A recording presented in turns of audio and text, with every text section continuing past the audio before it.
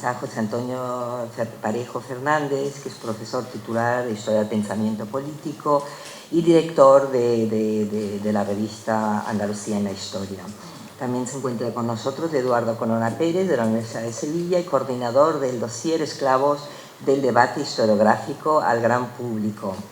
Rafael Pérez García, también de la Universidad de Sevilla, y autor del artículo que podrán leer, Aquí llamamos esclavitud en la Edad Moderna, Derecho a esclavitud en Andalucía. Por último, Javier Fernández Martín, doctor en Historia, profesor de Instituto San Juan de Dios y autor Esclavos ante la Justicia. Como verán, el dossier, bueno, fundamentalmente nos hablará de la esclavitud en todas sus vertientes. Domingo Ortiz nos dejó en su obra sobre la historia de Andalucía, dejó escrito que la historia surge cuando un pueblo toma conciencia de su identidad, quiere conocer sus orígenes y desea mantenerla. No podemos entender lo que somos sin saber lo que fuimos. Si en algo se ha caracterizado a lo largo de todos estos años, desde el año 2003, que es el primer número que sale de la revista Andalucía en su historia, si de algo se ha caracterizado es precisamente de esa búsqueda de identidad, de ser andaluz, de su historia. Sin esa historia no entenderíamos lo que hoy somos. De ahí la importancia de esta revista que han estado al frente, ahora mismo está al frente Tristán, y cada vez que se edita un número se pone especial hincapié en buscar la historia a través de los archivos. Los investigadores que participan en esta revista son fundamentalmente investigadores, algo que es de agradecer porque durante mucho tiempo se ha hecho una historia de Andalucía dentro del contexto de la historia de España. Pero Andalucía tiene identidad propia y gracias a esos autores y gracias a esos maravillosos archivos que tenemos en Andalucía podemos rescatar este pasado para realmente conocernos. De ahí la importancia de esa revista. En ese dossier, bueno, se va a hablar de otros aspectos, pero sobre todo de la esclavitud en todas sus vertientes, tanto desde el punto de vista humano como jurídico, social, económico. En este archivo que dirijo tenemos muchísima documentación sobre ese tema. De hecho, hay un investigador, Antonio Moreno Ollero, que ha trabajado muchísimo este tema y que espero que algún día también pueda aportar este archivo, todo lo que aquí se encuentra sobre este tema y otros muchos de los que bueno, hemos estado hablando esta tarde. Sin más, cedo la palabra a Tristán para que desarrolle en más profundidad cada uno de los artículos y bueno, espero que su lectura sea agradable y les animo a que compren la revista y que disfruten de ella y así además conocen lo que es Andalucía y lo que somos todos nosotros. Muchísimas gracias.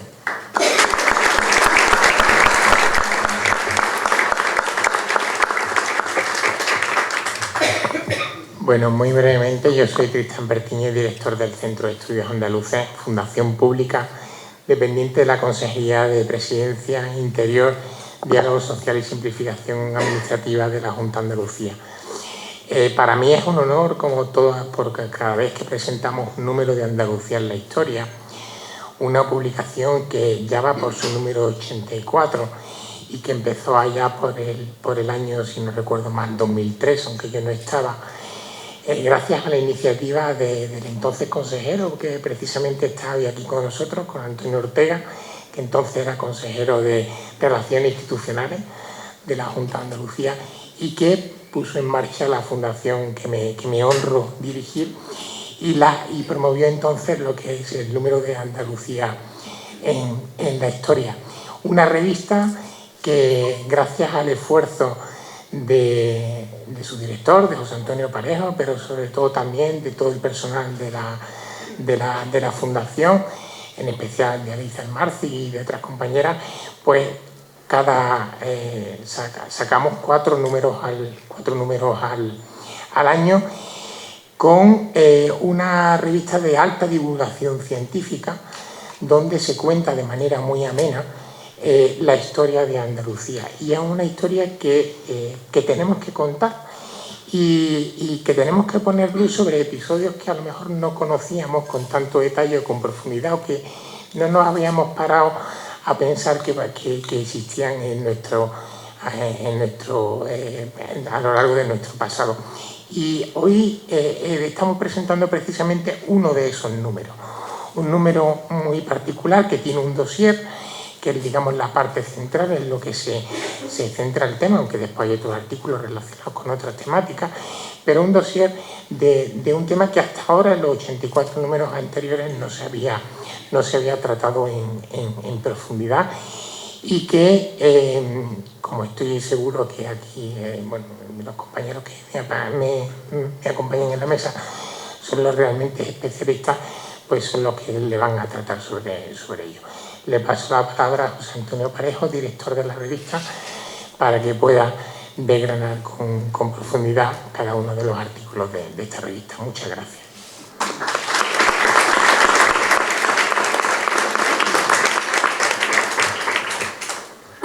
Bueno, buenas tardes. Yo quisiera empezar esta presentación, o mi intervención, agradeciéndole a la presidenta de la Casa Ducal de Medina-Sidonia, doña Lilian Dalma, la acogida y la elección de este magnífico sitio, un marco incomparable.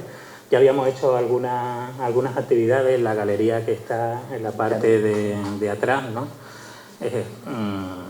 Un patrimonio que todos los saluqueños y todos los que nos visitan pues pueden disfrutar, ¿no? Y hay que agradecer a la Casa Medina-Sidonia pues esta continua apertura al público. Quisiera agradecer también el esfuerzo que hace el Centro de Estudios Andaluces para poner esta revista al alcance de todos los andaluces y españoles. Es una revista que tiene una enorme difusión, no solo regional, sino que va más allá de lo que es la delimitación de Andalucía. Es muy leída y muy conocida. Me llegan siempre noticias desde fuera a nuestro delegado de Cultura por asistir a este acto, al Círculo de Artesanos, que también ha colaborado en la difusión de la actividad. Es un placer contar con el fundador de esta revista, don Antonio Ortega. En el próximo número tendremos la suerte de sacar un extraordinario que coordina el primer director que tuvo esta revista, y siempre es emocionante, ¿no?, contactar con aquellos que pusieron en marcha esta revista de tan larguísima andadura. Y a todos ustedes por esta nutrida asistencia. Bueno, esta revista es una revista de alta divulgación, y desde el año pasado, en junio del 2023, ¿no?, cuando el director gerente hizo una reestructuración de lo que eran los estudios y las investigaciones que se hacían y se promovían, ¿no?, y se apoyaban desde el centro, pues se puso en marcha el Consejo Editorial Centra de Humanidades, del que me encargó ser el editor, y decidimos, ¿no?, y fue un encargo bastante interesante, convertir esta revista, que ya tenía una larga trayectoria, en una plataforma de apoyo a la investigación, no solo que se hace en Andalucía, sino de muchos investigadores de fuera que también tienen sitio aquí, ¿no? Últimamente, en todas las convocatorias de proyectos de investigación, cada vez se valora más, y va a ser una cuestión estratégica, hasta el punto de que vamos a tener, y empezamos a tener ya un problema de espacio a cuenta de la altísima demanda, ¿no?, que tiene la revista, y el montón de ofrecimientos que nos llegan. Es la transferencia del conocimiento. Hoy no se consigue un proyecto de investigación si no se transfiere el conocimiento a la sociedad civil. Es decir, los investigadores de nuestras universidades y centros de investigación tienen que salir de estos centros, ¿no?, de estos sitios cerrados, y poner al alcance de la población pues aquello que la población sostiene con sus impuestos públicos, ¿no? Entonces, desde el Centro de Estudios Andaluces se fomenta y estamos fomentando esta cuestión. Y tengo que decir que es una actividad pues emocionante, porque esto permite establecer unas redes de contacto amplísimas, entrar en contacto con multitud de investigadores, descubrir el sinfín de estudios de altísima calidad que se hacen en los centros de investigación y universidades de Andalucía, de tal manera que en estas revistas pues, van teniendo cabida, ¿no? Poco a poco multitud de estudios que hacen nuestros investigadores y que muestran, esta es una plataforma magnífica para mostrarle a la ciudadanía andaluza y española el altísimo nivel de los centros de investigación.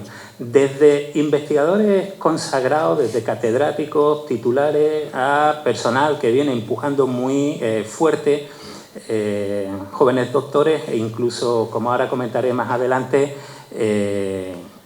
estudiantes de grado que también tienen su sitio en esta revista. Es una revista que tiene una enorme difusión. El Centro de Estudios no solo hace un esfuerzo a la hora de sostener económicamente la publicación, sino también a la hora de difundir las revistas. Las revistas se encuentran en los kioscos, las revistas se difunden por multitud de instituciones de Andalucía y de fuera de Andalucía, prácticamente llega a todos los centros educativos de la región. Se puede comprar en la página web, la suscripción es muy barata, no hay una revista en España con una suscripción más barata que esta. Yo les animo a suscribirse porque llega puntualmente, ¿no? Cada 4 meses la revista y aunque sea de Andalucía, en cuanto a la calidad de la edición, bajo mi punto de vista es la mejor de todas las que están en el panorama editorial español. Es un referente, la revista Andalucía en la Historia es un referente para programas de televisión, programas de radio, gente que se quiere documentar para hacer artículos de prensa, para elaborar discursos. De donde tiran, de donde primero tiran es de la revista Andalucía en la Historia, que cada verano el director gerente pues libera los últimos 4 números que están a punto de liberarse, con lo cual ustedes desde la página web pues se la pueden descargar gratuitamente y ahí está desde el primer número hasta los últimos, ¿no? La revista tiene 2 secciones, 2 grandes secciones. Tiene una sección especializada que es la de un dossier, que ahora pasaré a comentar. Es un investigador, normalmente universitario, el que se dirige a la dirección del centro, presenta un proyecto de dossier. Ese proyecto de dossier se discute y se aprueba y se perfila en el Consejo Editorial, que se reúne 2 veces al año. Y en ese dossier pues, hay un conjunto de artículos que ustedes podrán ver en la revista que se les ha repartido, donde distintos especialistas pues, abordan desde una temática común diferentes aspectos, ¿no? Y luego tiene otra parte de miscelánea, donde intentamos en cada número pues, sacar artículos que vayan desde la arqueología hasta la historia reciente, ¿no? En este número hay una serie de artículos muy interesantes. No tengo tiempo para comentarlos todos, pero sí alguno de ellos. Tenemos un artículo muy interesante, ¿no? Siendo gaditano, yo siendo gaditano de aquí de Sanlúcar de Barrameda, ¿no? Abierta esta provincia al mar, pues en cuanto fue posible, porque siempre hay una lista de espera, pues tenemos un número muy interesante sobre el Real Canerero de Puerto Real, ¿no? Donde se preparaban, se carenaban los buques, los navíos que salían camino de la carrera de India. No hay historia de España sin Andalucía, sin el sur de España, ¿no? Y en esta provincia pues el protagonismo, ¿no?, de los hombres del mar fueron impresionantes. Hace unos cuantos meses, muy pocos, aquí en la Merced la Armada celebró una jornada muy interesante dedicada a los hombres del mar y bueno, aquí sacamos un artículo muy interesante que es el antecedente de lo que hoy día tenemos en la provincia, en San Fernando, que es un centro de capacitación de marinos de primerísimo nivel. No solo en nuestros astilleros de aquí se construyen navíos, sino que también se forman a los equipos de esas armadas que le encargan a Navantia la construcción de esos buques, ¿no? Con lo cual se tiene un valor añadido muy importante y de alguna manera la revista pues, se hace eco de esta cuestión. Hay otro artículo también muy interesante dedicado a los boticarios del sur, esa historia de cómo se afrontaban las distintas enfermedades. Se refiere a toda esa tradición que se hereda de la Roma clásica y luego todo el conocimiento adquirido durante la época musulmana, y es un artículo que yo les invito a leer. También tenemos un artículo sobre el andaluz de la Sierra de Segura, muy interesante, en donde a través, digamos, de la historia de la lengua, de un análisis lingüístico, pues la autora que firma este interesante artículo hace un rastreo de las poblaciones que una vez que se iban reconquistando los territorios del sur, pues iban poblando el territorio y cómo esas poblaciones, dependiendo del lugar del que proveniese, pues iban dejando esa impronta en el habla del lugar, ¿no? Y luego tenemos en este número 2 artículos relacionados con Sanlúcar de Barrameda. Tenemos uno muy interesante sobre el muelle de la Riza, esas piedras, esos restos que todos podemos ver con la marea baja en la zona del Espíritu Santo, aquí en Sanlúcar, que fue un muelle que se construyó, que se empezó a construir en 1688, para intentar prolongar el control de la navegación, ¿no?, y el protagonismo de Sevilla, porque los navíos iban teniendo cada vez un calado más grande y remontar hasta Sevilla era muy difícil, y entonces Piñero, ¿no?, su autor, pues nos cuenta ese intento de alguna manera cambiar las corrientes del río para que la propia corriente dragara. Pero claro, fallaron técnicamente, el dique tuvo que derruirse, pero gracias a ese error de ingeniería, en Sanlúcar tenemos hoy día el barrio bajo, ¿no? Porque lo pueden ver en la cartografía que se acompaña del artículo. Ese dique alteró todo lo que son las corrientes marítimas, empezó un depósito de lodos y de arena que fue rellenando esa ensenada y de ahí salió el barrio bajo, ¿no?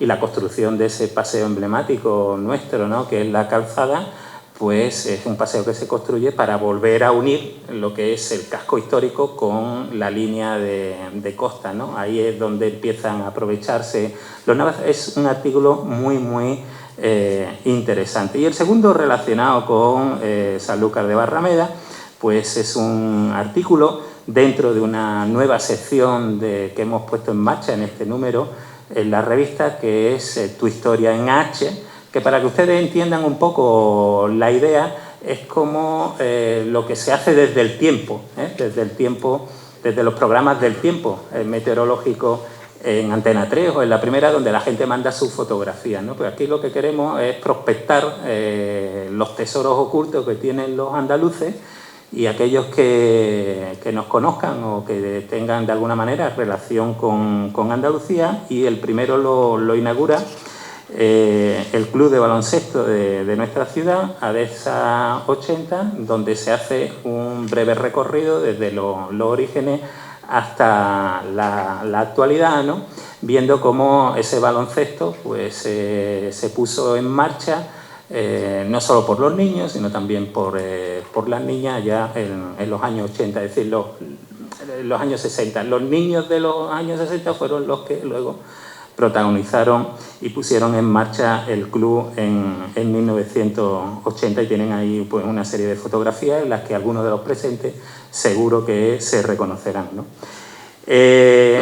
Hay una sección, y es lo último que comento antes de entrar de lleno en el dossier, hay una sección que cada vez tiene más impacto, que se titula Jóvenes Valores, que es una sección pensada para fomentar, digamos, esa vinculación que la universidad en los últimos tiempos había arruinado, ¿no?, con tanto burocratismo. Es recuperar esa relación alumno-profesor, ¿no? Consiste básicamente en que un profesor de universidad invite a un buen alumno que haya destacado en su asignatura, a escribir un artículo de divulgación, lo guía, le perfila el estilo, le enseña a escribir. Es muy interesante y es muy agradecido ver la cara de los chavales cuando ven su primer artículo publicado y también la cara de los compañeros que muchas veces vienen al despacho, ¿no?, a recoger la revista como diciendo, jo, vaya, ¿no? Este ha sacado este artículo y digo, bueno, pues tú también lo puedes hacerlo, tienes que apretar, ¿no? Es una manera, con estas secciones, de abrir la revista, intentar abrir la revista a todos los ámbitos sociales de nuestra tierra, ¿no? Y bueno, en la medida en la que se consiga, pues la revista podrá tener aún más impacto y más difusión, ¿no? Y luego el trabajo central, ¿no?, el cuerpo central de la revista, que es el dossier, ¿no? El dossier está dirigido por el profesor Eduardo Corona. Es un dossier elaborado por un grupo de investigación muy potente, rompedor, que está llevando a cabo investigaciones, ¿no?, y está teniendo unos resultados muy interesantes, ¿no? Hoy uno de sus integrantes, mi compañero de facultad, Rafael Pérez, pues me ha traído este libro que acaba de salir, El desarrollo del tráfico esclavista en la modernidad, siglos XV-XIX, y son un conjunto de estudios, es muy bien diseñado por sus autores, en donde ustedes tendrán la visión desde que se prepara el documento. Antes de este acto hemos estado visitando el magnífico archivo de la Casa Ducal, en donde no solo está la historia de San Lucas, la historia de Cádiz, la historia de Andalucía, sino buena parte de la historia de Europa, un tesoro que tenemos la suerte de tenerlo los saluqueños aquí. Da angustia entrar en las dependencias del archivo, angustia básicamente porque no hay vida para estudiar y leer todo lo que hay ahí, ¿no? A medida que uno va cumpliendo años, pues va viviendo con esa angustia vital. Ya uno ha llegado, digamos, a la mitad de la existencia vital y resulta que no te ha dado tiempo a leer absolutamente nada, ¿no? Hay un artículo de nuestra compañera Reyes Rojas, que es archivera del Archivo General de India, donde nos cuenta cómo se prepara el fondo de esclavitud en el Archivo de India, muy interesante.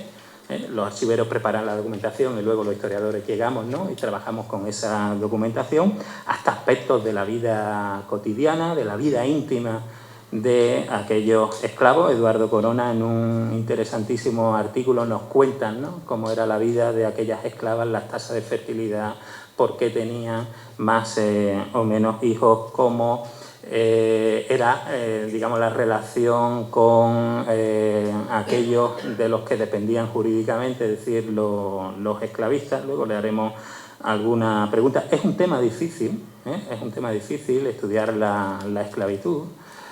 No en muchos sitios se quiere abordar esta cuestión, pero cuando se hace historia, uno tiene que hacer la historia de las víctimas, con lo cual se tejen inmediatamente redes de consenso, de complicidad, ¿no?, con aquellos que te escuchan, pero también hay que estudiar a los verdugos y en este caso hay que estudiar a los esclavistas, porque así, retratando la dureza en muchas ocasiones de la historia, es como nosotros podemos darle a la sociedad pues, una visión compleja del pasado para que cada uno saque sus propias conclusiones, ¿no? Y este equipo que firma este dossier lo hace a las mil maravillas, ¿no? Para mí es una satisfacción que ellos no hicieran esta propuesta y haber podido publicar este dossier, ¿no? Y otro elemento también clave, de que probablemente nos hablará a continuación Rafael Pérez, nos sirve, y a mí me sirve particularmente para mis clases de pensamiento político, para establecer la diferencia, la clara diferencia que hay entre racismo y esclavismo. Es decir, el racismo como tal, la ideología racista como tal, es algo que se configura de la mano del conde de Gobineau en el siglo XIX. Ahí es cuando se acuña el odio, el desprecio, que luego pues, va a generar tantas escenas brutales en el siglo XX, ¿no? Y una frontera para distinguirlo muy claramente está en el asunto del mestizaje que habla que nos cuenta Eduardo Corona en este dossier, ¿no? Un racista no se mezcla. Esa es la gran diferencia. Si nosotros queremos saber si una persona es racista o no, la pregunta clave que hay que hacerle, oiga, ¿usted qué piensa del mestizaje? ¿Usted qué piensa de la mezcla, por ejemplo, de una mujer blanca con un hombre negro? Y ahí la respuesta es sí o no. Y esa es la clave y la gran diferencia, ¿no? Hay una situación jurídica de desventaja, que es la esclavitud, pero esa esclavitud no está reñida con un mestizaje que desde luego no es una historia, digamos, alegre, feliz, fácil, lo tienen ustedes perfectamente retratado. Bueno, este era, digamos, un poquito lo que yo quería comentarles para enmarcarle la revista y algunos de los estudios que se recogen en ella. Y sin más dilación, pues le paso la palabra al coordinador del dossier, Eduardo Corona, que es profesor del Departamento de Historia Moderna, un joven doctor en Historia, que ha coordinado y ha hecho un magnífico trabajo de coordinación y que nos va a comentar ahora pues, una serie de cuestiones muy interesantes sobre este dossier. Eduardo.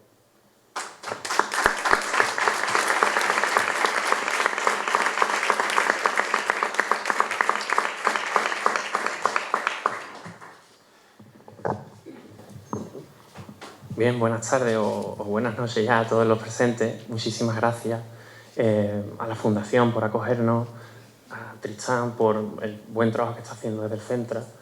Por supuesto, agradecer también el trabajo que está haciendo y la oportunidad a José Antonio Parejo, que nos ha dado todas las facilidades para poder coordinar este dossier, que no siempre es fácil.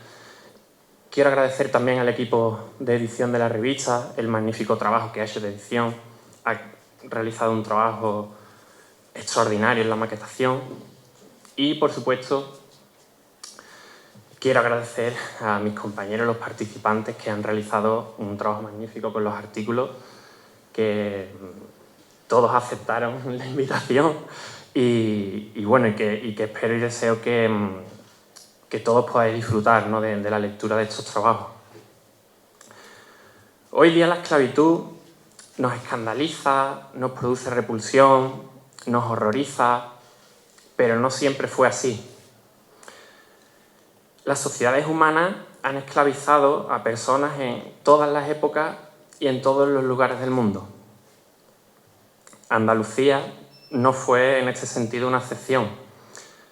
La andaluza fue una sociedad que asimiló y toleró la esclavitud y lo hizo porque encontró los argumentos morales y jurídicos para legitimarla y porque existió una demanda absolutamente voraz de la capacidad de trabajo de estas personas sometidas a esclavitud. En los mercados esclavistas de Andalucía se compraban absolutamente todas las personas que eran colocadas en ellos para ser vendidas, ¿no? La oferta, con sus sistemas de aprovisionamiento del exterior, era la que modelaba la evolución de estos mercados y la que determinaba los rasgos más característicos de la población esclava, en este caso Andalucía, ¿no? Este fenómeno tuvo un desarrollo especialmente destacado aproximadamente entre los años 1450 y 1650. Por un lado, las formas tradicionales de esclavización medievales, basadas en el concepto de la guerra justa, pervivieron durante estos siglos, durante la Edad Moderna. No es casualidad, por tanto, que las acciones militares de frontera se convirtiesen en una oportunidad para esclavizar a lo que se denominaba en la época, en la fuente, los enemigos de la fe, ¿no? Es decir, reducir a los esclavos infieles a esclavitud, a los que se cautivaban en la guerra, ¿no? Guerras de conquista como la de las Islas Canarias y la del Reino de Granada durante las últimas décadas del siglo XV, la conquista y ocupación de América desde el año 1492, las campañas militares en el norte de África y el Mediterráneo occidental contra berberiscos y turcos otomanos, la guerra que se originó con ocasión de la rebelión de los moriscos en las Alpujarras entre 1568 y 1571.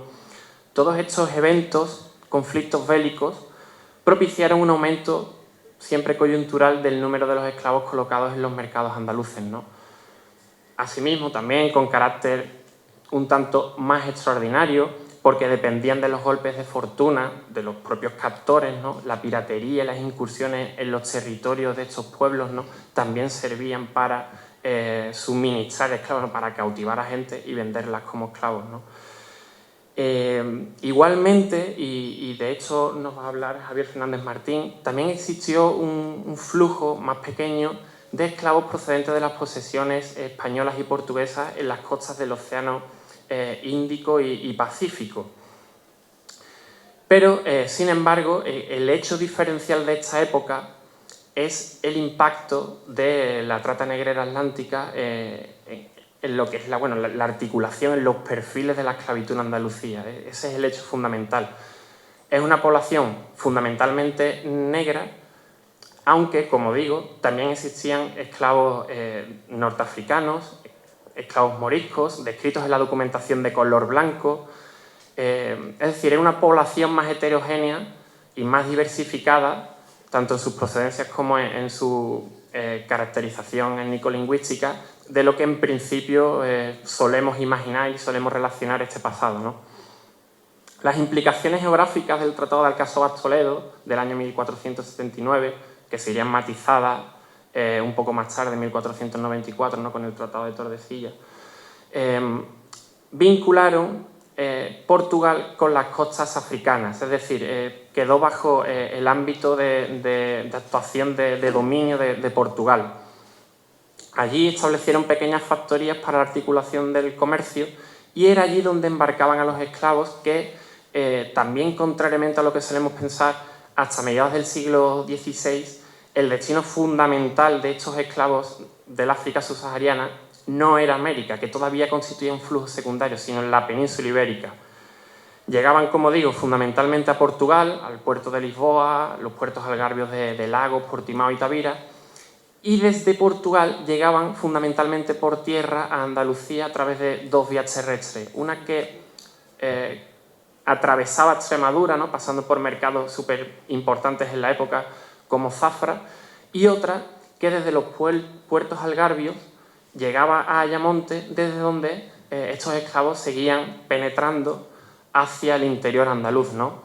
También, por supuesto, conexiones marítimas, ¿no? Con las islas de Cabo Verde, por ejemplo, y los puertos atlánticos andaluces, ¿no?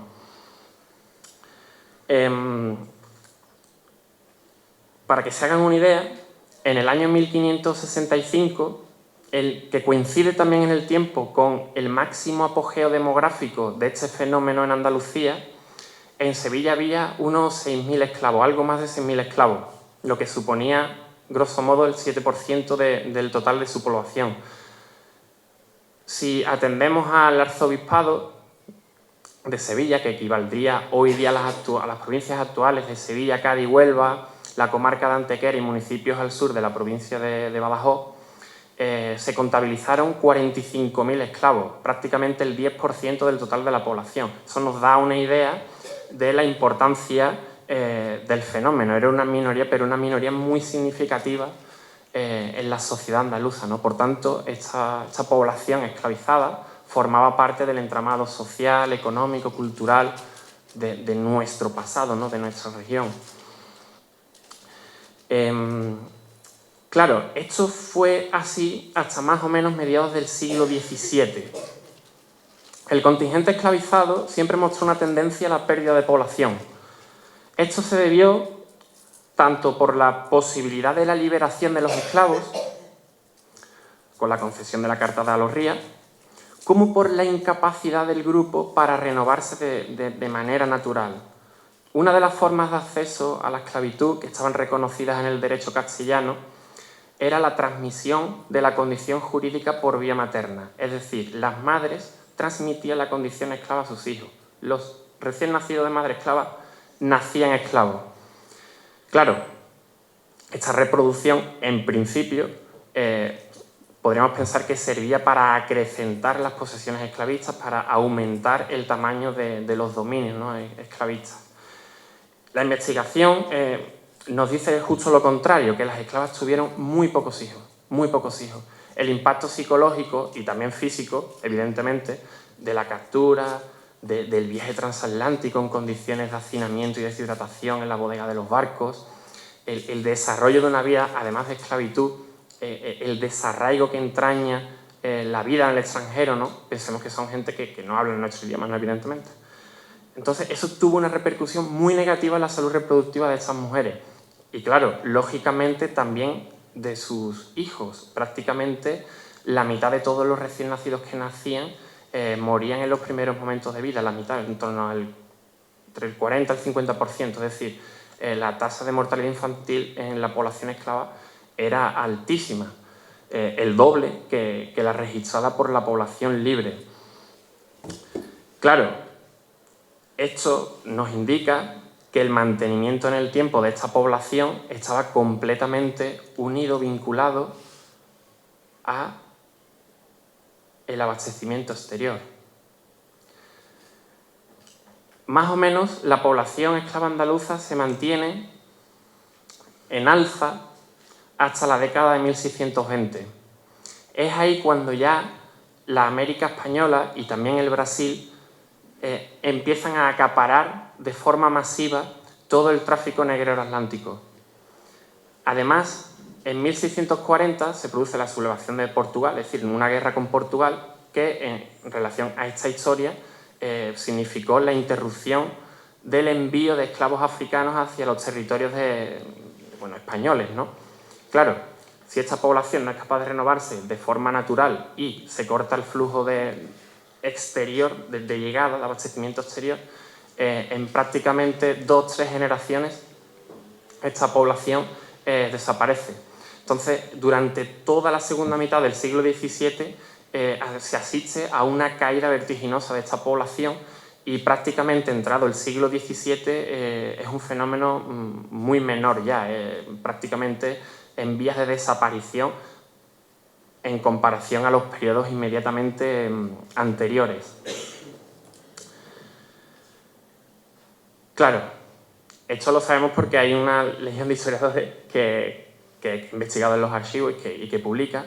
Sin embargo, cuando en los medios de comunicación aparece una noticia sobre una publicación de algún novelista, algún documental, alguna película incluso, siempre se habla de lo mismo, ¿no? Historia silenciada, historia borrada, historia ocultada. Y es curioso porque nunca dicen qué ente, o sea, es un ente imaginario, porque nunca lo identifican, quién nos imposibilita conocer esa historia, pero en realidad, o sea, es falso. Falso porque existe toda una tradición historiográfica que se remonta en el tiempo a hace más de 7 décadas. Se ha mencionado ya aquí en esta mesa, Antonio Domínguez Ortiz publicó el primer estudio serio desde un punto de vista historiográfico sobre esta historia, la esclavitud en Castilla, en la Edad Moderna, aunque en honor a la verdad ya había prestado atenciones al tema en 1946 en su clásico Hortio Caso de Sevilla. Y él, modesto como pocos, decía o se contentaba con desflorar el tema para que otros historiadores lo siguieran. Y lo cierto es que así lo hicieron. En 1954, Juan de Mata Carriazo y Francisco López Estrada publicaron sus respectivos estudios. Un año más tarde, en 1955, Vicenta Cortés Alonso publicaría el primero de sus trabajos, de sus muchísimos trabajos, sobre la historia de la esclavitud. A ellos se sumarían ya en la década de los años 60 y 70 Miguel Ángel Ladero Quesada, Antonio Romeu de Armas, Antonio Collantes de Terán, investigadores extranjeros como Charles Verlinden, Claude Larquier, Albert Cabongo, Ruth Pike. Con la llegada de la transición democrática se produce lo que podríamos denominar como la consolidación de esta historiografía, ¿no? Se produce la defensa de la tesis doctoral de Alfonso Franco Silva en 1978, que, un estudio magnífico, una documentación realmente infinita sobre la Sevilla en el tránsito al siglo XVI, coloca un hito historiográfico porque es pionero además en el estudio sistemático de la documentación notarial y parroquial en este ámbito de estudios, ¿no? Le siguen unos años más tarde Vicente Graullera Sández de Valencia, Manuel Lobo Cabrera y su prolífica obra, porque nunca ha dejado de trabajar este tema desde Canarias. Durante los años 80, 90 y los primeros 2000 surgen infinidad de estudios, especialmente desde la demografía histórica, donde estas poblaciones son también atendidas. Se publican también en estas décadas las primeras síntesis regionales y nacionales, ¿no? Como las de Cortés López, Phillips, Estela. Síntesis que hoy ya están superadas. Y esto no lo digo como una crítica. O sea, lo que quiero poner en valor es que esta historiografía no para de crecer, no para de generar conocimiento. Entrado el siglo XXI, llegamos a lo que podríamos denominar como una fase de maduración historiográfica de este ámbito de estudios, ¿no? ¿Por qué? Bueno, un ambiente académico propicio, la realización y publicación de numerosas tesis doctorales, publicación de infinidad de artículos, congresos de carácter internacional que han ayudado a enriquecer y a complejizar el debate historiográfico sobre esta historia. Si nos circunscribimos al ámbito geográfico andaluz, debo destacar por méritos propios a Aurelia Martín Casares, Raúl González Arévalo, Carlos Javier Garrido García, Arturo Morgado, José Luis Belmonte Postigo, o también a Rafael Pérez García y a Manuel Fernández Chávez. Y me voy a detener en ellos dos, no porque les tenga simpatía, que se la tengo, además de una producción gigantesca, lo pueden buscar en Dialnet, es infinita. Yo no sé el currículum de Rafa cuántas páginas puede tener, pero publican muchísimo. De hecho, en los últimos 6 años han coordinado, yo creía que eran menos, pero no, me ha corregido Rafa, son 8 libros solo sobre esta temática.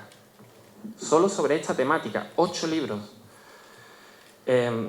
Como decía, estos dos profesores del Departamento de Historia Moderna de la Universidad de Sevilla han aportado, y lo ha mencionado José Antonio Parejo, un valor añadido, en mi opinión, a esta historiografía. Un hecho diferencial, que es la formación de una nueva hornada de historiadores.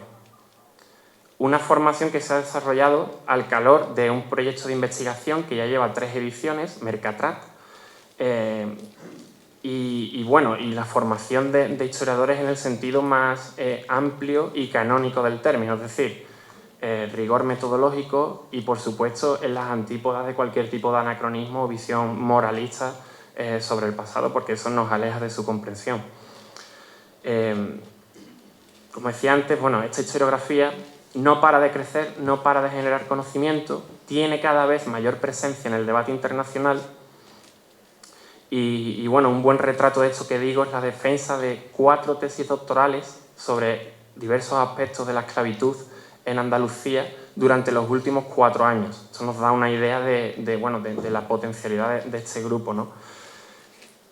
He listado estos nombres aun a riesgo de saturar a la audiencia, que sé que lo he hecho, pero con toda mi intención. Insistir en el supuesto silenciamiento de esta historia, además de falso, es tremendamente injusto.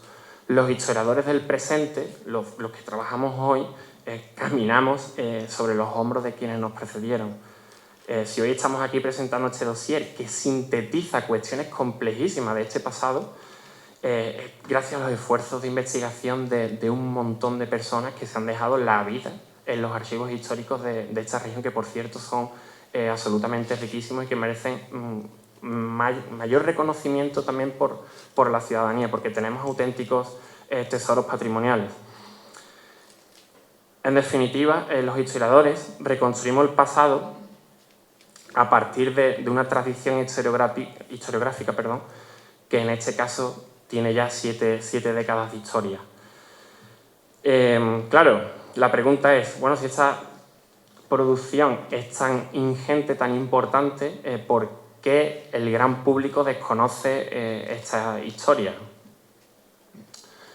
Bueno, la respuesta no es fácil. Hay una conjunción de factores, un vacío de esta historia en los currículos educativos de la enseñanza secundaria, una presencia muy residual y superficial en los libros de texto, los medios de comunicación, me voy a meter también, los historiadores y los medios de comunicación no conseguimos todavía tender un puente que podría ser mucho más constructivo, pero sobre todo yo quiero poner el inciso en la deuda, la deuda pendiente que tenemos los historiadores con la divulgación del conocimiento, ¿no? Con la transferencia que nombraba antes Parejo, ¿no? Esta revista ayuda a paliar ese debe. El objetivo que nos hemos propuesto básicamente es abarcar todas las aristas de este fenómeno y presentar las líneas de investigación más vanguardistas, más actuales de esta historiografía.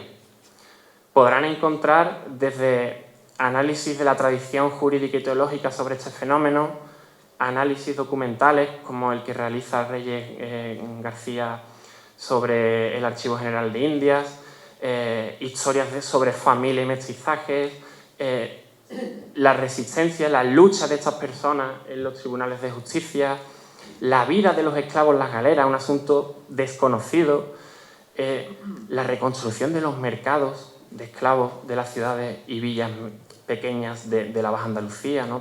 Bueno, tenemos Jerez, que no es una pequeña villa, ¿no? Pero Utrera, Lebrija, también son atendidos aquí. La inserción de los esclavos en el mundo del trabajo también está aquí.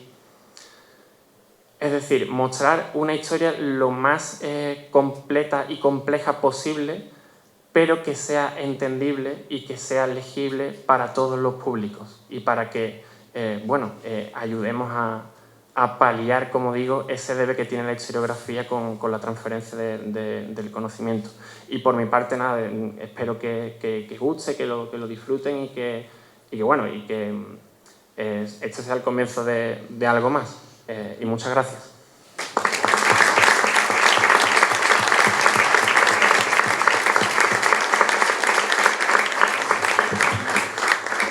Bueno, muchas gracias al coordinador del dossier. Como ustedes ven, es un perfecto ejemplo de lo que les decía hace unos instantes, ¿no? Los jóvenes investigadores, los jóvenes doctores que se incorporan brillantemente y además con un fondo no solo científico e intelectual, sino también humano, que reconocen todo lo que se han dado y se suman para seguir avanzando la pelota. Eso no es fácil, eso no es fácil y es un detalle que caracteriza al Departamento de Historia Moderna de la Universidad de Sevilla. A continuación va a tomar la palabra otro autor del dossier, Javier Fernández Martín, que tiene un artículo interesantísimo con unos datos muy, muy interesantes sobre lo que entre otras cosas que aborda las cuestiones jurídicas. Los esclavos podían ir a los tribunales en busca de su libertad y la mayoría, es un dato muy, muy interesante, ganaban en los tribunales su libertad, lo cual dice mucho de la historia institucional de este país, que no es esa historia negra que nos han volcado encima. Para eso están los archivos, ellos están yendo a los archivos y están sacando trabajos que nos ponen a nuestro alcance, como el de Javier Fernández. Bueno, buenas tardes a todos. En primer lugar, yo no puedo sino unirme a los agradecimientos a la Fundación Casa Medina Sidonia por permitirnos estar en este magnífico lugar también a la revista Andalucía en la Historia y al Centro de Estudios Andaluces por apostar por este dossier, y, como no, al coordinador del número del dossier, Eduardo Corona, por su magnífica labor. Verán, yo siento bastante orgullo de participar en un número como este, en una revista como esta, que de tan larga trayectoria, ya la conocía y la consultaba siendo estudiante en la universidad, y ahora que soy profesor de instituto, no sé si ustedes lo saben, esta revista llega a todos los centros, creo que a la mayor parte de los centros educativos andaluces, y por supuesto forma parte de casi de nuestra vida cotidiana, tenerla, ojearla, leerla, ver a los compañeros comentándola con interés, y por supuesto también nosotros se la facilitamos al alumnado. Por cierto, en este número de los 11 participantes, 4 somos profesores de instituto. No solo nos dedicamos a dar clase al alumnado de ESO y bachillerato, que muchos días es una labor titánica, sino que también nos dedicamos y apostamos por la investigación, por la vocación que a todos nos une. No sé si ustedes lo saben también, hace ya un tiempo que desde la Consejería de Educación se está fomentando el fomento de la lectura, se está incentivando que el alumnado lea. Nosotros utilizamos materiales que tenemos en los institutos, podremos aplicarlo en nuestras clases de diversas formas, y este número, esta revista, también yo, por ejemplo, y seguro que mis compañeros docentes también, y otros compañeros docentes que están aquí entre el público, seguro que a partir de septiembre lo emplearán. ¿Se puede enseñar historia de la esclavitud en la escuela? Yo digo que sí. Yo entiendo que son muchas las tareas, son pocas las horas que tenemos, es muchísimo temario, pero es cuestión de voluntad. Se puede y debe enseñar, es uno de los fenómenos sociales más interesantes que ha habido en la historia de nuestra comunidad, y por supuesto el alumnado debe conocerla. Mi experiencia al respecto pues siempre ha sido bastante positiva. En mis años como docente se han montado exposiciones, hemos hecho clases específicas sobre la esclavitud, incluso se han llegado a hacer novelas gráficas utilizando los testimonios de los esclavos que hemos encontrado en los archivos. Les puedo asegurar que la experiencia ha sido muy positiva, y el alumnado siempre tiene curiosidad por saber qué era de esas personas que venían de lugares tan lejanos y que habitaban sus pueblos y ciudades, porque lo habrán podido observar si ya han leído o han ojeado parte del dossier. Teníamos esclavos en cada una de los pueblos y ciudades de aquí de Andalucía. La población no era indiferente a que existían esclavos, y es increíble cómo sigue sorprendiendo hoy día, no solo entre los niños, siempre la famosa frase que seguro que Eduardo también la ha escuchado: maestro, ¿cómo que hubo esclavos aquí en este pueblo?, sino que también entre los adultos. Yo creo que por mucho que divulguemos, siempre vamos a encontrar a lo largo de nuestra vida como investigadores, siempre encontraremos a alguien que se quede incrédulo ante el hecho de que haya pasado algo así. Normalmente el imaginario colectivo pues siempre asocia la esclavitud pues a las películas de lo que el viento se llevó, en los campos de Alabama, Mississippi. Aquí no hubo nada parecido, pero es verdad que sí hubo personas privadas de libertad. En este número y nuestra labor, para nuestra labor las fuentes son fundamentales. El uso de los archivos, nosotros no nos inventamos nada, nosotros tenemos una labor de archivo de muchos años, de mucho tesón, y no lo digo por atribuirme el mérito yo creo que de cualquier persona, de cualquier historiador que utilice las fuentes escritas, que muchas veces son arduas, que muchas veces no conseguimos ver en ellas lo que buscamos, y otras muchas veces sí. No sé si ya lo habrán tenido ocasión de comprobar, en este número tenemos no una, ni dos, ni tres, sino muchas fotos de documentos obtenidos en los archivos, y prueba de ello lo podemos ver, un ejemplo de ello lo tenemos en el segundo artículo del dossier de la archivera Reyes Rojas del Archivo General de Indias, donde explica con muchísimo detalle el proceso de descripción, digitalización, empleando como fuente los registros de esclavos que constan en el archivo de Indias. Tenemos cientos, miles de documentos en los archivos andaluces que hablan sobre la vida de la esclavitud en los siglos XVI, XVII y XVIII, incluso también hasta el XIX.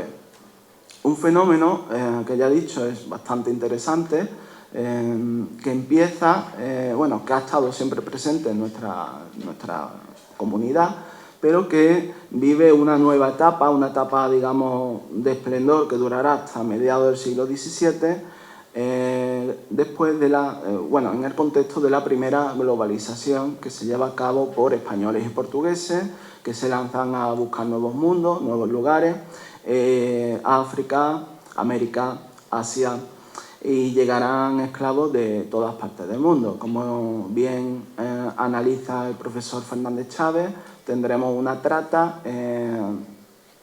gestionada y organizada por mercaderes portugueses que ya desde el siglo XV llegará a los puertos más importantes que teníamos en Andalucía en esos momentos, como Sevilla, Cádiz y por supuesto también Sanlúcar.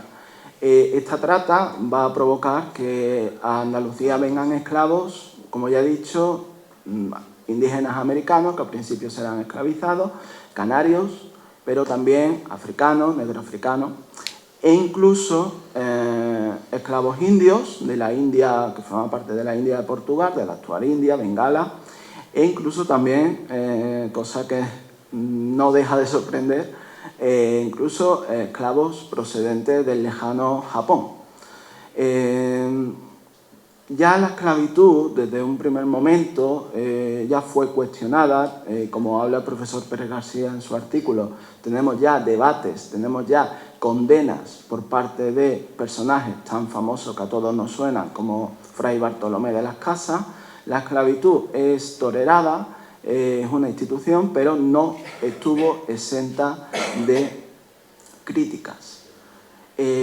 También vamos a ver cómo una de estas crueldades que se van a dar con respecto al tema de la esclavitud lo encontraremos en el sometimiento de la población morisca, que a partir de 1568 en la zona de las actuales provincias de Málaga, Granada y Almería se rebela contra Felipe II. Esa población, buena parte de esa población, hombres, mujeres y niños, principalmente mujeres y niños, como analiza en su artículo el profesor Carlos Javier Garrido, en este caso serán esclavizados, serán trasladados forzosamente de sus pueblos, de sus ciudades, y veremos algo muy interesante, y es que estos esclavos moriscos no estarán exentos de un apoyo. En este caso los moriscos, como verán ustedes, disfrutaron de una ayuda por parte de sus familiares, y si fueron esclavizados en los años 1568, 1569 o 1570, conseguirán ser liberados a partir de prácticamente acabado el conflicto. Este dossier, cada uno de los números, ayudan a comprender cómo era la vida del esclavo en Andalucía. Desde muchos puntos de vista, ya he mencionado algunos, y he comentado que había esclavos en cada uno de los pueblos y ciudades. Y un ejemplo lo encontramos en el artículo de Elena Lobo, donde por medio del estudio y el análisis de documentos de compraventa, documentos notariales, documentos, partidas bautismales, consigue mostrarnos cómo había una población esclava importante en villas como Alcalá de Guadaira, también Utrera y otras ciudades más grandes, como es el caso de Jerez de la Frontera. La vida del esclavo, los esclavos tenían una utilidad, por supuesto no se adquirían, siempre se ha dicho que era por ostentación, había más cosas a la hora de decidir que una persona decidiera adquirir un esclavo. Los esclavos, la utilidad de los esclavos era el trabajo, como nos explica el profesor González Arévalo. Los esclavos se caracterizaban por su polivalencia, vamos a ver en su artículo cómo encontramos esclavos en la documentación, y seguro que mis compañeros también lo han encontrado, esclavos, pintores, carpinteros, panaderos, tundidores, de todo tipo, incluso aquí en Sanlúcar, como nos comenta el profesor, encontró datos a partir de las ordenanzas municipales en las que los esclavos se encargaban de cargar y descargar las botas de vino desde la localidad hasta la playa, desde la playa a la localidad. Son trabajos muy afanosos, en fin, eran personas totalmente privadas de libertad, por tanto eran trabajos que no querían, que estaban obligados a hacerlos, y también quizá uno de los más deleznables era el de las galeras. Muchos esclavos sirvieron como galeotes en las galeras que tenía la monarquía durante los siglos XVI y XVII, luchando contra el enemigo turco, contra el enemigo berberisco, en unas condiciones totalmente infrahumanas. No sé si, bueno, seguramente lo sepan, muy cerquita de aquí, en el puerto de Santa María, la plaza principal que tenemos es la fuente, una donde se encuentra la fuente de los galeotes. En ese lugar era muy frecuente ver esclavos, como nos comenta Teresa Peláez. Muchos esclavos fueron forzados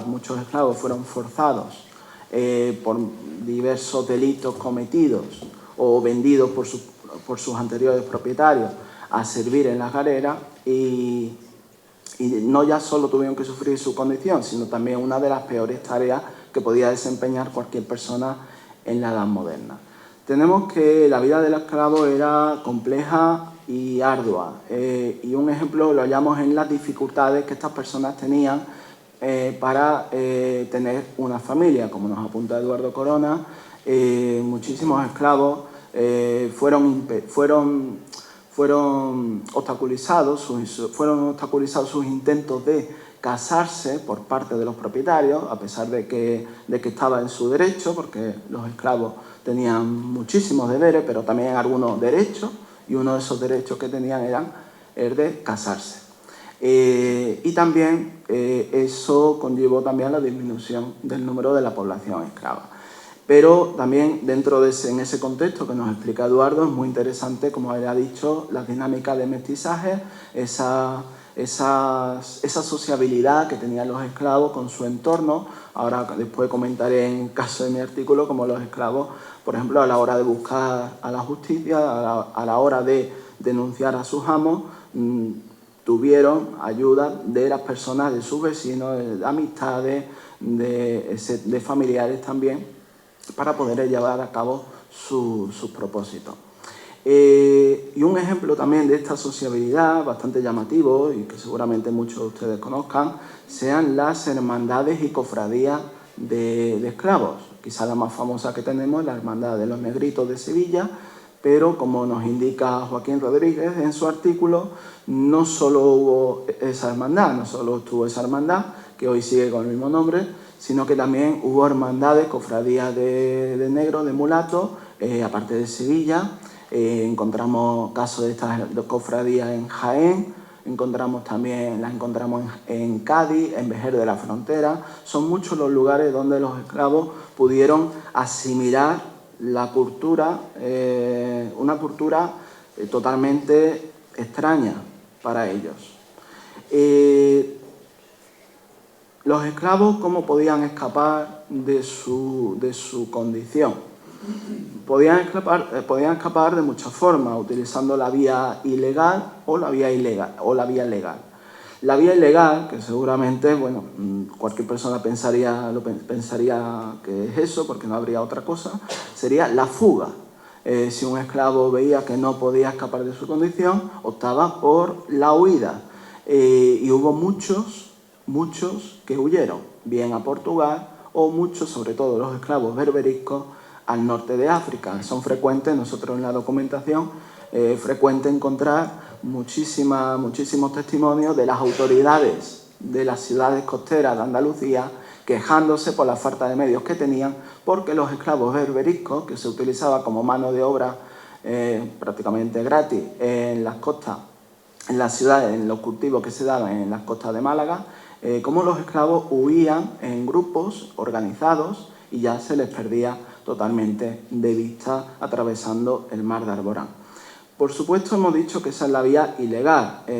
Los propietarios podían hacer frente a esas huidas o bien resignándose como algo hecho, o bien contratando a personas que podían buscar a esos esclavos, llamémoslo coloquialmente cazadores de esclavos, que no me gusta mucho esa palabra, pero bueno, es verdad que había personas también polivalentes que entre las muchas tareas que podían desempeñar, una de ellas era la de aceptar el encargo de un determinado propietario y buscar a un esclavo fugado. Hombre, si se fugaba al norte de África ya era difícil, pero sí, por ejemplo, en Portugal, donde había, digamos, llamémoslo así, acuerdos de extradición, esclavos que huían a Portugal y que eran atrapados por las autoridades portuguesas y llevados de vuelta a Castilla. Hemos dicho la vía ilegal y ahora hablamos de la vía legal, que se estudia aquí en 2 artículos, uno de ellos es de Víctor Rodero y otro mío. En el primero de los artículos, Víctor pues nos habla de las 2 formas más comunes, dentro de que las liberaciones fueron mínimas, en este caso. Las 2 vías más comunes para liberarse era la carta de libertad obtenida, la liberación testamentaria, es decir, un determinado propietario en su lecho de muerte o antes en su testamento acuerda, entre otras cosas, repartir los bienes, y uno de esos deseos es conceder la libertad al esclavo. Lo que pasa es, como comprobarán ustedes si leen el artículo, la cosa no era tan fácil, porque en muchos casos el esclavo no era liberado tras la muerte del dueño, sino que había unas condiciones, digamos que había una trampa, y era que el esclavo debía servir a la familia del fallecido durante 5, 10, 20 años, 30 años, y ya después, pasados esos 30 años haya fallecido el heredero, ya quedarían liberados. Aquí ya tendríamos problemas de conciencia. Es verdad que, como he comentado, pues la vía testamentaria es quizá la más frecuente que encontramos.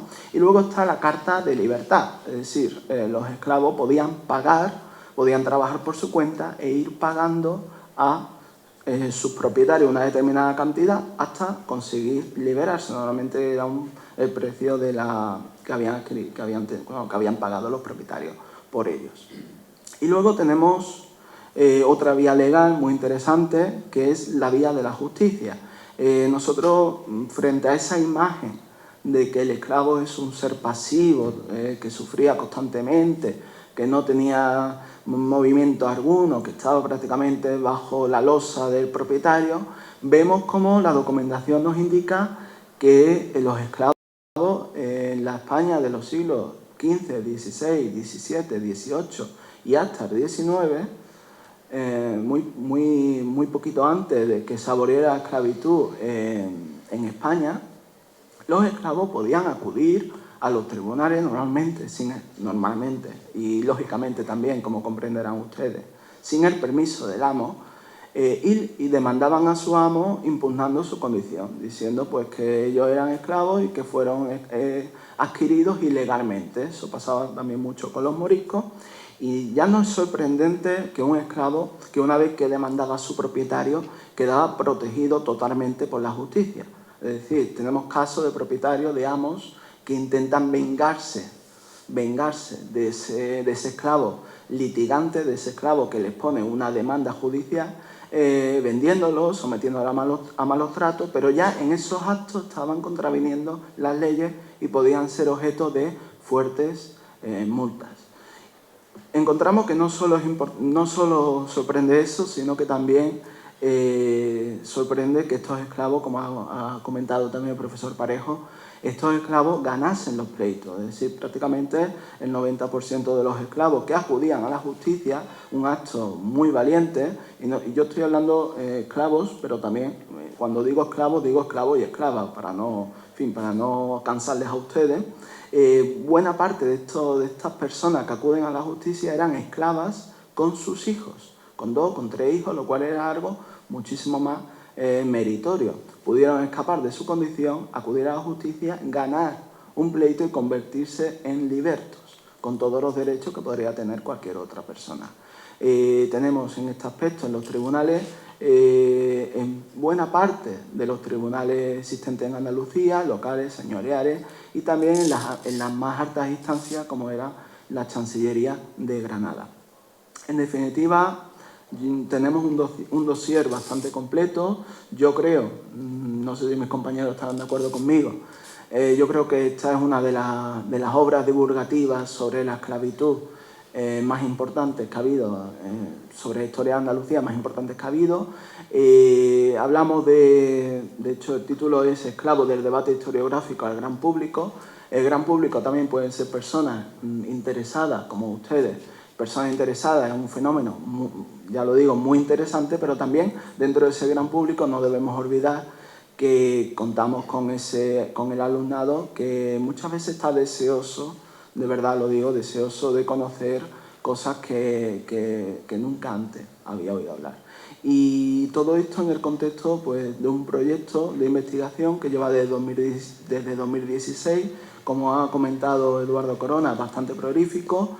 Se ha investigado mucho y se seguirá investigando. Esto no acaba aquí. Los archivos están todavía por consultar. Los documentos, el número de documentos consultados pues no va a sumar ni toda la vida de los que estamos en esta mesa, pero eso nos da alas a que sigamos en la investigación, porque cada dato que encontramos sorprende y nos anima a seguir adelante.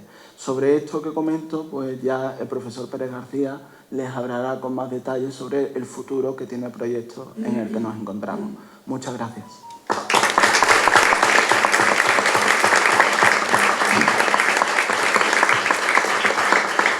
Bueno, a continuación va a intervenir mi compañero de facultad, Rafael Pérez Mauricio, que es catedrático de Historia Moderna, uno de esos profesores magníficos que tenemos en la casa, y que su labor docente pues la demuestran pues, los que tenemos aquí en la mesa. Son profesores cercanos, no están subidos a pedestales. Esto es fundamental para que los chavales se acerquen en las clases, luego la elaboración de los trabajos fin de grado, la elaboración de los trabajos fin de máster y la culminación de las tesis doctorales, y así es como se va haciendo escuela. Mis compañeros del Departamento de Historia Moderna lo están haciendo muy bien en este sentido, y ahora Rafael Pérez pues, nos seguirá comentando algunas de las cuestiones que se abordan aquí. Muchas gracias. Bueno, muchas gracias a todos ustedes por seguir aquí, que ya se va haciendo tarde. Bueno, quería agradecer desde luego a la Fundación Casa de Medina Sidonia la oportunidad de presentar este número de la revista Andalucía en la Historia, porque creo que no hay mejor lugar. Estamos en un archivo histórico que es excepcional, que no es simplemente el archivo de una localidad, es un archivo de carácter internacional.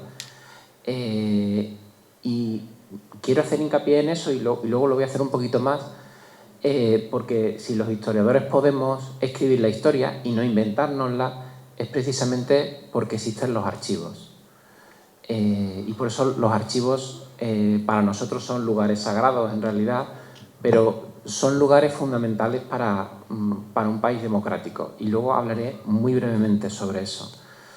También quiero agradecer al Centro de Estudios Andaluces y a la revista Andalucía en la Historia por haber acogido esta iniciativa, que ya verán ustedes que vale la pena leer. Son 58 páginas de monográfico de vida a 11 historiadores y archiveras y archiveros de Andalucía, lo cual demuestra el capital humano que tenemos en Andalucía y que nos capacita para escribir también nuestra propia historia.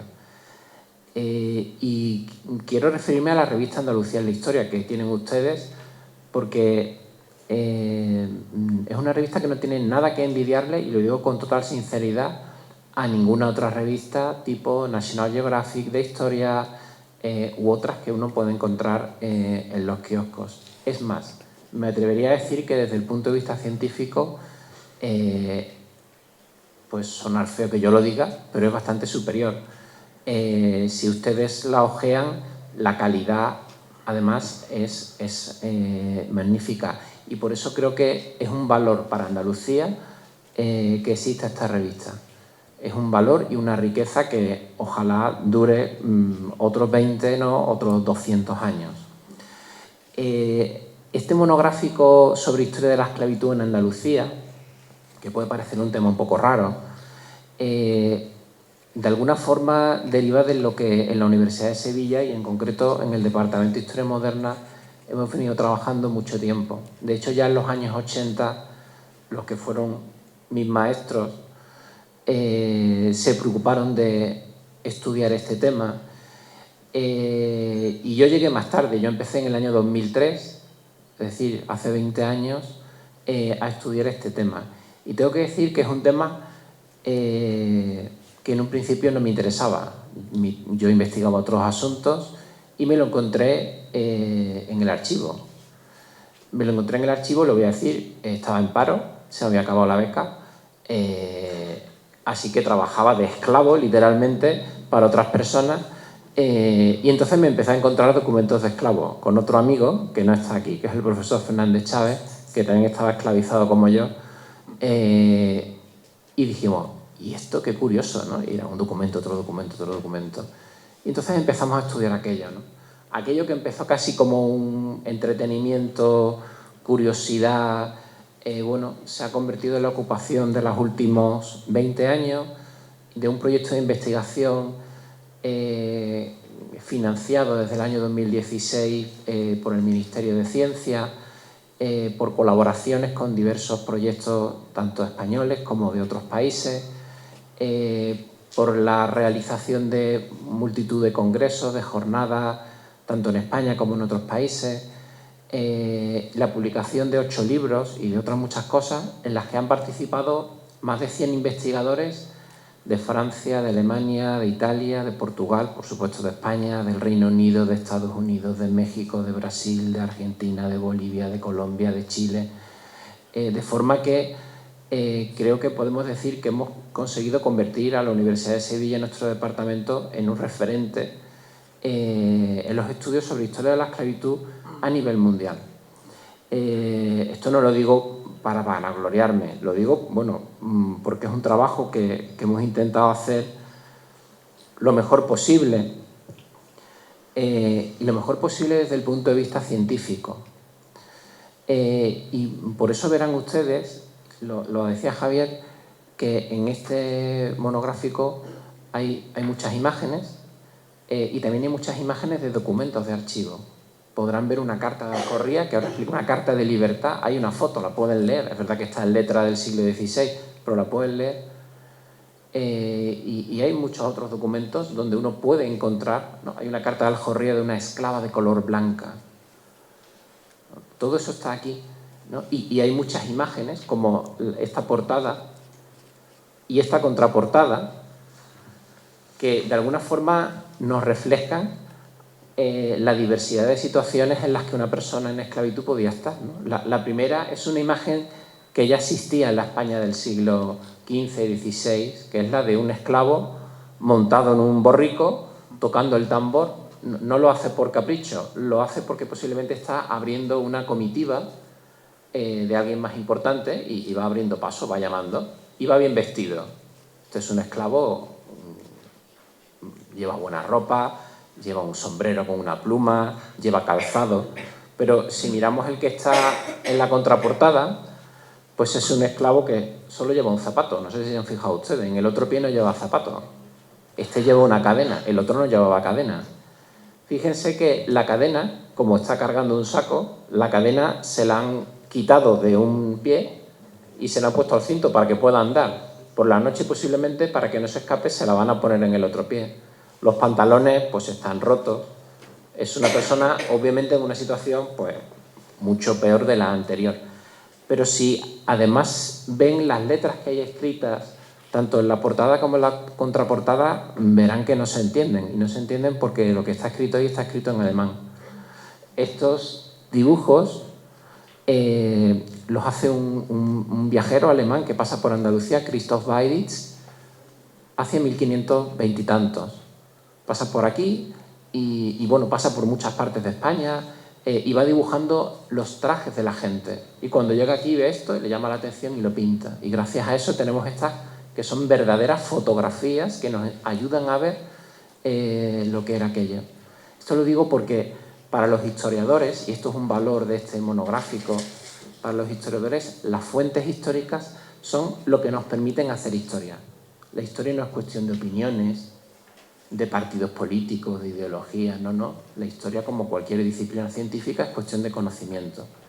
¿Cómo sé yo cómo era la vida de los esclavos en la Andalucía del siglo XVI? Pues lo sé porque tengo fuentes históricas que yo estudio y, en fin, hemos perdido nuestras costillas en los archivos, en las bibliotecas, y a través de los testimonios de aquella época que nos han llegado a nosotros, podemos escribir la historia. Lo demás no es historia, es ciencia ficción, entretenimiento, mitología, novela histórica, y todo eso es bueno. Y luego vienen las cosas malas, ¿no? Que son la falsificación de la historia, la pseudohistoria, que es algo que no nos debe en realidad horrorizar, aunque a mí me horroriza, porque me dedico a esto, pero que en realidad es algo que ha acompañado a la historia de nuestra civilización. Desde los orígenes de nuestra civilización han existido los historiadores, los griegos, que decían hay que escribir la historia para que no se pierda la memoria, para que no se pierda el recuerdo, para que sepamos lo que ha pasado. Y luego estaban los que se inventaban las cosas. Uy, ¿qué quiere este señor que diga? Uy, ¿qué me dicen que diga? Voy a contar aquí un rollo. Y esto lo digo porque, aunque la historia de la esclavitud puede parecer una cosa rara, ajena o lejana, y es cierto, y afortunadamente es lejana a nosotros,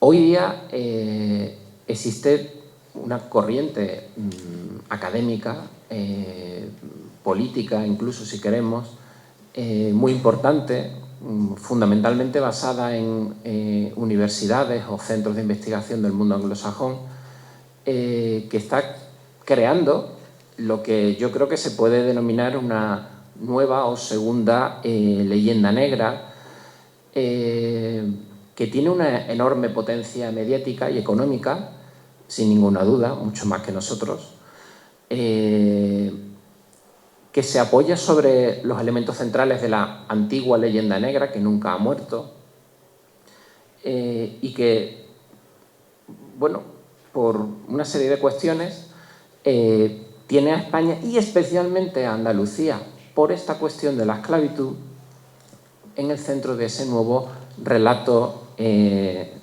o de esa nueva leyenda negra.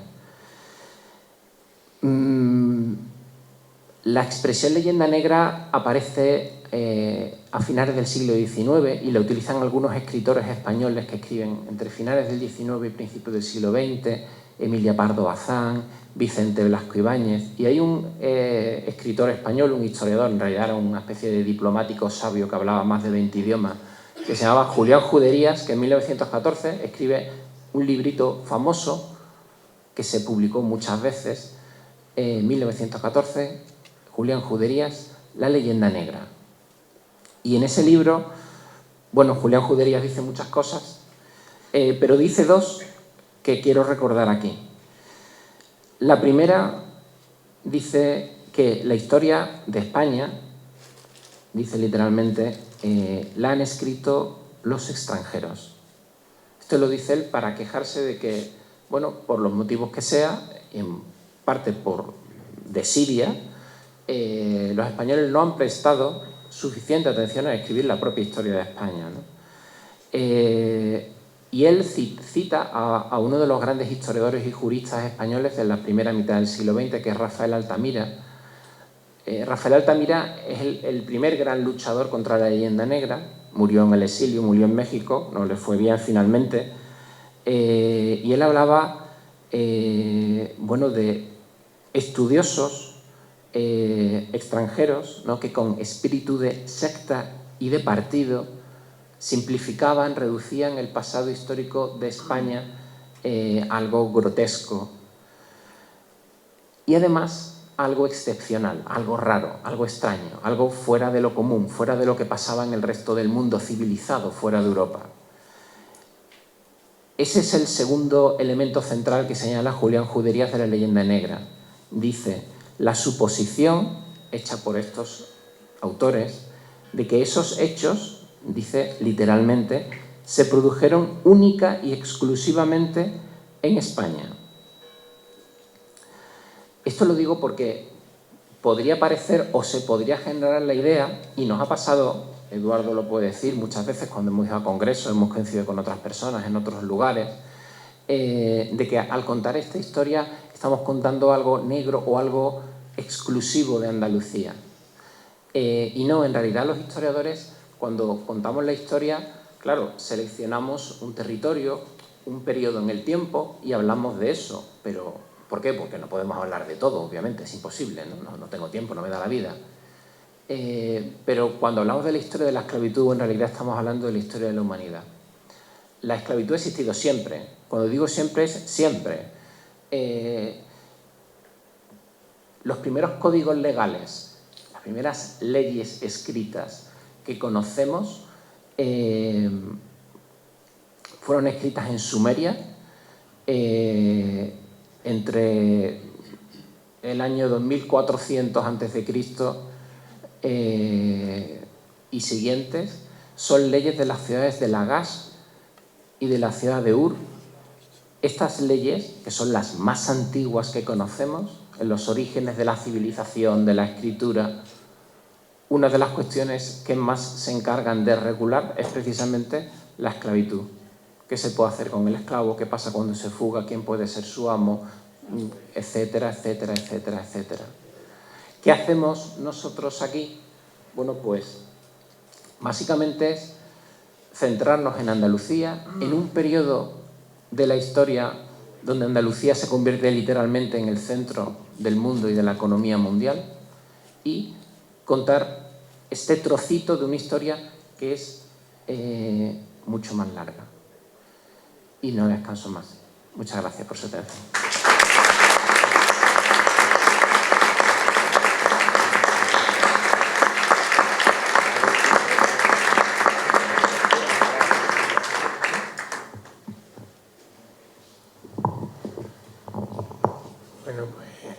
Nada, ya para terminar, simplemente agradecerle a todos ustedes su interés, su paciencia también, cómo no, a Lilian, su maravillosa acogida en este lugar increíble. No podríamos haber pensado un lugar mejor para presentar este dossier, y agradecerle sobre todo el gran esfuerzo y trabajo que lleva haciendo durante prácticamente toda su vida para mantener un archivo único, y que esperemos que un día podamos disfrutarlo todos los españoles. Y nada más, agradecer también al delegado su presencia, y espero que hayan disfrutado tanto como yo de esta magnífica exposición, de todos los intervinientes. Ahí tienen la revista, léanla, porque al final es una manera de conocernos un poquito más a nosotros mismos. Muchas gracias.